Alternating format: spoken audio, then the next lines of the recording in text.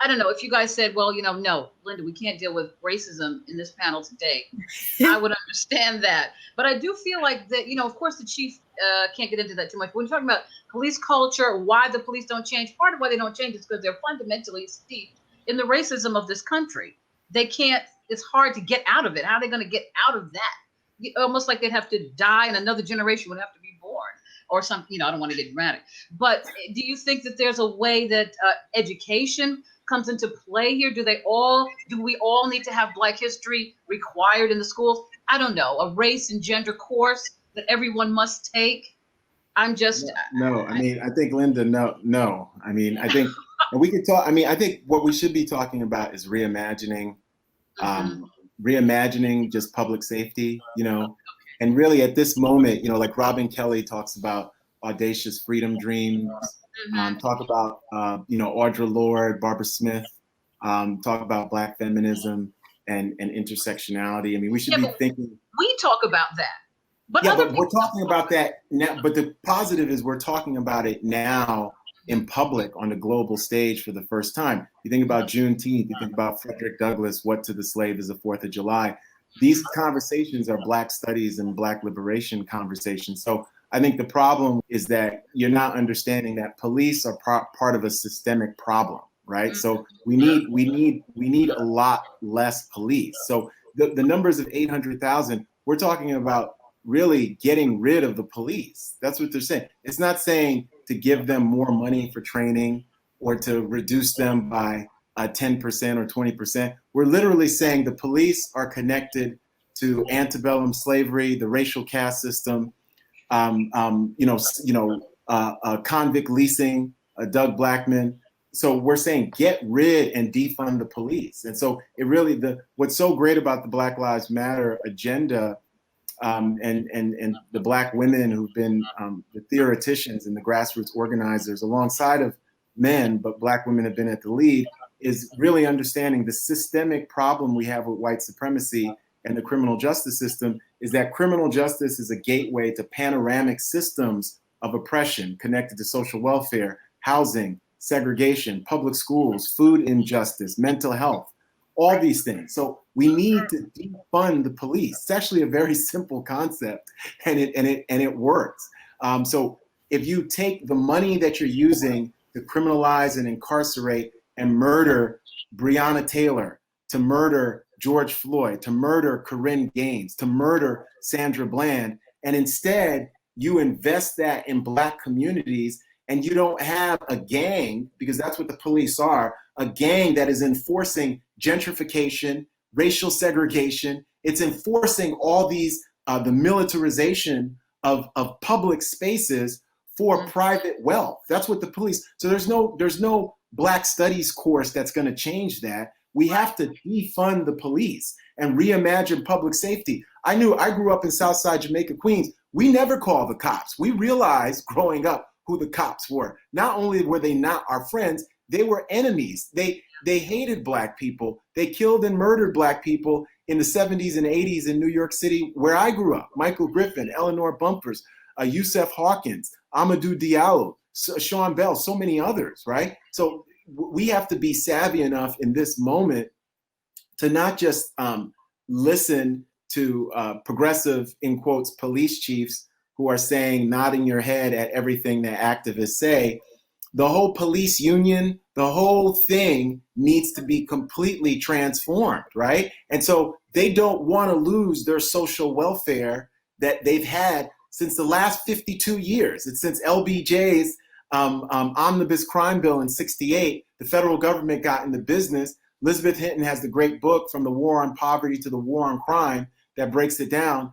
Mass incarceration, Michelle Alexander, excuse me. We've been funding police to kill Black girls and Black boys for 52 years at exorbitant and extravagant rates. And the reason why so many whites voted for this, and some Black politicians did during the Reagan and the Clinton regime too, was because of the fear and loathing of Black people, but also it fits into the super exploitation of Black bodies that goes back to racial slavery. we never accrue the worth and the value that we put into this country. And that's why part of the BLM movement is a movement for reparations, right? So we have to defund the police. We have to abolish prisons in the United States. And I'm completely in line with Angela Davis, who's one of our biggest revolutionary thought leaders and icons of the 20th and 21st century. And saying that we have to abolish prisons. We have to end all of this so we can simultaneously invest. The chief said, what are we going to do in the meantime? In the meantime, we invest right away on an emergency basis. We end police. We end the prison industrial complex. We abolish prisons, and we finally get a chance to achieve our country and get Black citizenship and Black dignity. Anything else is a half measure. And we've been in this extreme state of emergency for centuries, Black people. So this idea that we can reform them through diversity, equity, and inclusion is a complete farce, right? And of course they're going to go along with that because it means the system's never going to change, and we're going to still have young Black girls in handcuffs, and they only put our children in handcuffs because they don't love our children. That's the whole thing. This is about Black humanity. They do not love or appreciate Black people or Black lives, right? So all those police unions with the guns and the AK-47, they want another civil war because they've been doing it in our communities already. That's the whole thing. So this idea, the simple call we all have to be saying, those of us who believe that Black life matter and that we deserve citizenship and dignity, is defund the police. Not yesterday, now, right now, every single city, town by town, defund the police and put that money in a way where we can actually build the beloved community that Martin Luther King Jr. talked about. Mm-hmm. Mm-hmm. Thank you. Professor Vitale, any comments on Professor Joseph's perspective? I'm all for it. I think that's exactly right. And look, and you alluded to this at the beginning, right? Which is that now is the time to ask for what we really want. Yes. For so long, right, we've been told we can't have what we really want. So we got to couch our desires in terms that fit with this carceral state. So every time we got a problem, the answer is more police, yes, a tougher law, a longer sentence for someone. And then when that system produces abuse, reproduces racism through discriminatory policing and racially disparate outcomes, then we say, give them anti-bias training, hire a few Black police officers. But that's not going to cut it, right? That's trying to take the edge off a system that is fundamentally unjust, that exists to reproduce race and class inequality in the United States. And so we've had this complete failure of leadership at the federal level, at the local level, by Democratic politicians. Mm-hmm.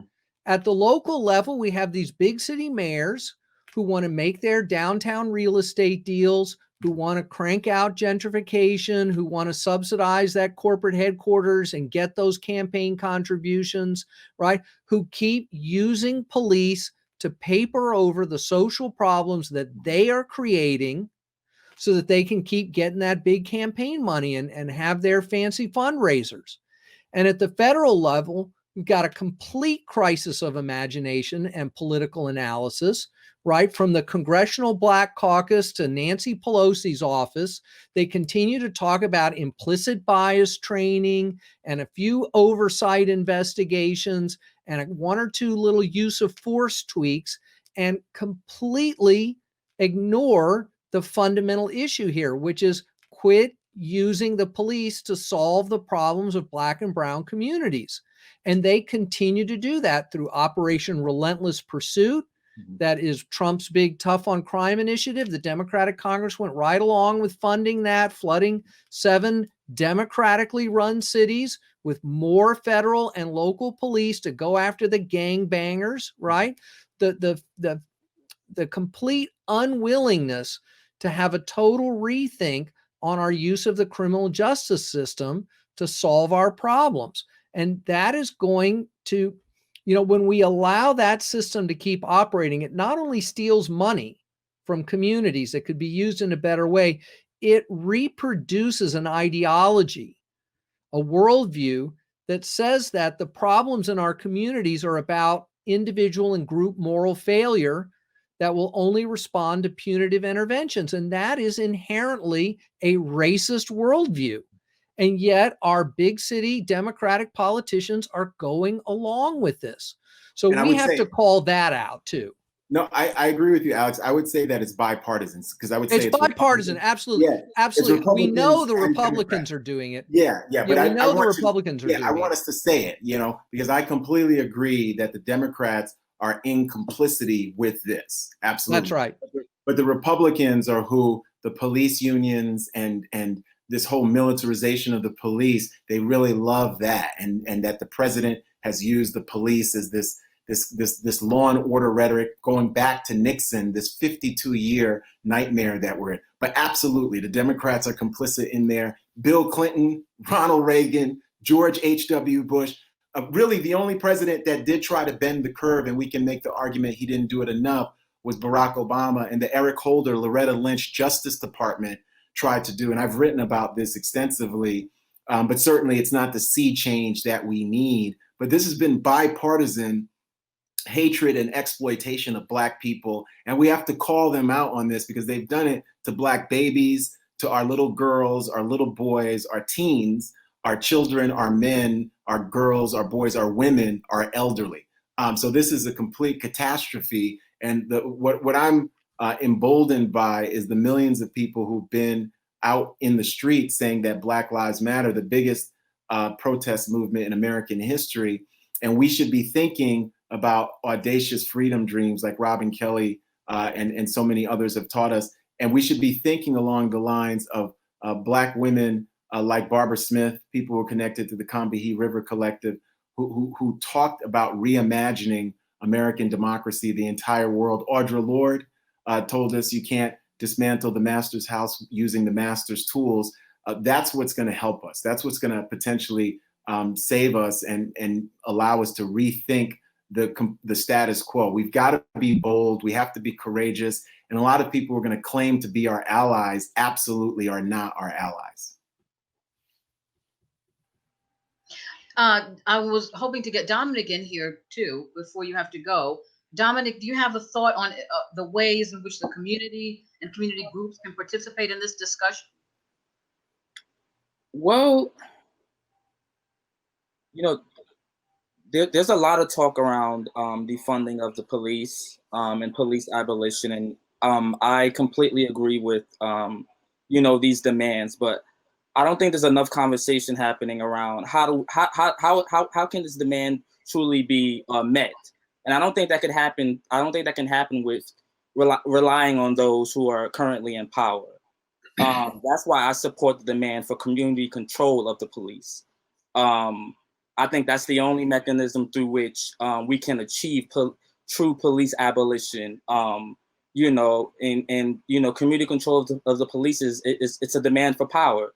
It's a demand by the community to hire, fire, discipline the police, and to set policies and transform the police from being an instrument of repression into an instrument of defense and assistance for communities, particularly poor working class communities of color. Because I feel like the fundamental issue in terms of policing in this country has to do with power, who has it and who doesn't, who doesn't have hold power. And right now, as it's currently constituted, the police are instruments through which the ruling class maintains its control over the masses. So I completely agree with these demands in terms of the funding and police abolition, but I think that can only happen through communities gaining control over these institutions and having a say in how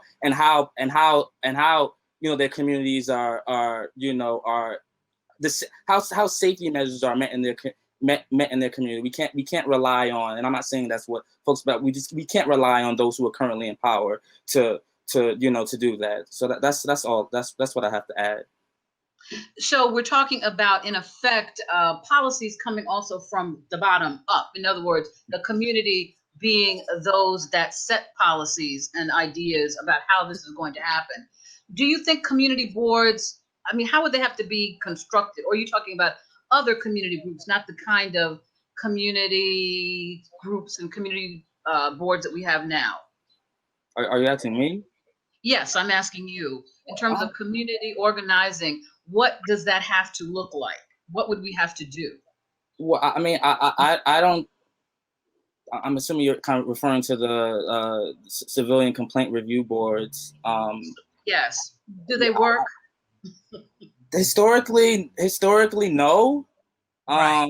You know, I think we currently have one where, you know, I think there's members who are appointed by the New York, I'm talking New York City specifically, the New York City Police Commissioner. I think the mayor has control of he appoints 5 of them, and the city council appoints members of the civilian complaint review board.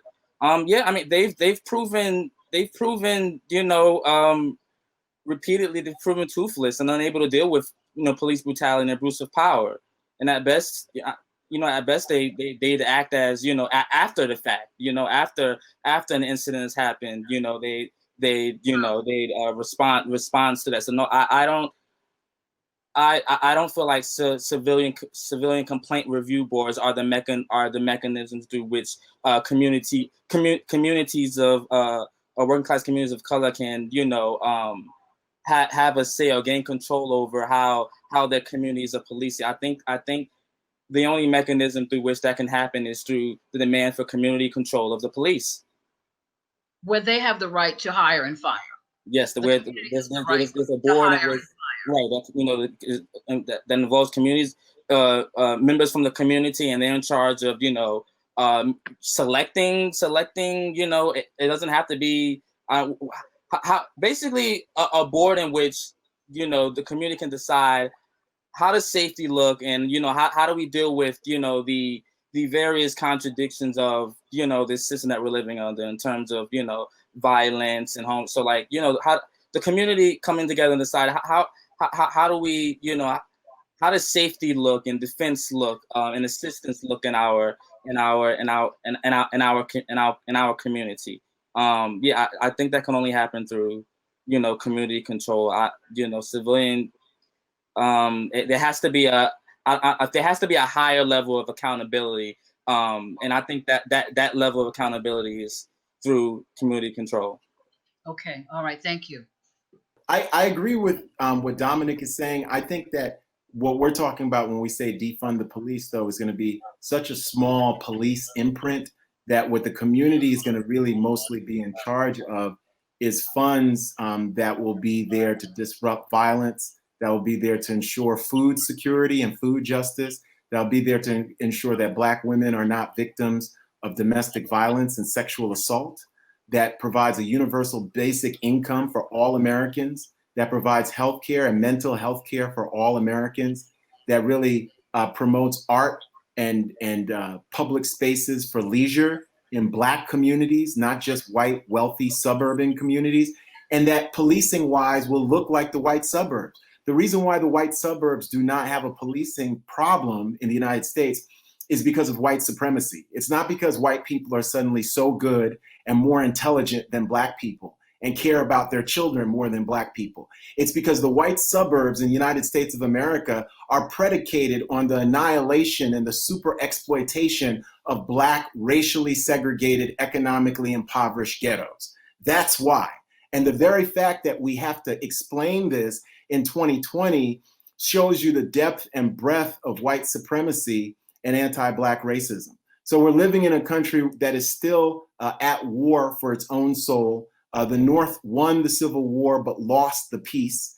And when we think about the Confederacy, we have a modern day Confederacy in the White House right now. Everyone can see it. And it's up to us to speak truth to power boldly and courageously and say, part of freedom and liberation is defunding the police and investing that in the last place anybody in America has ever cared to invest, which is in Black communities where Black children matter, Black babies matter, Black women matter, Black men matter, our Black LGBTQ folks matter, everyone matters in a way that they have not ever mattered in this country. Thank you. Thank you very much for those words. Professor Vitale, what would you like to, do you have a thought on the question of community control of the police? Well, one of my concerns about this concept, which is, been around a long time, was a central feature of the Black liberation movements of the 1960s and 70s, is that it assumes, in a sense, the possibility of the African American community kind of creating these enclaves where it is able to set its own political agenda. And I think to do the kinds of things that Dr. Joseph is talking about, we have to create a majoritarian politics, that we have to build a sufficiently broad consensus for these ideas that we can create fundamental changes in American society. And the reality is, if we start allowing each community to determine its own style of policing, we're going to get the majority of communities potentially choosing anti-Black policing.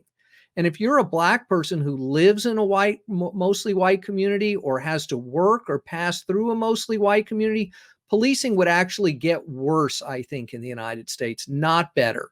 So yes, we need community empowerment for Black communities to start demanding the kinds of things that they really need to lift them up out of entrenched, racialized, segregated poverty. But I don't think a kind of walling yourself off and balkanization of policing is the way to go on this. Thanks for that. I mean, I'm sure we do understand that this type of conversation has to replicate itself over and over and over again to build some kind of general consensus about where we're going with policing at this moment. And certainly if there is a way to capture this moment, that might be how to do it, with cells of people discussing this issue and letting it broaden out to understand what this would mean for us, to really change the nature of what policing means in this country.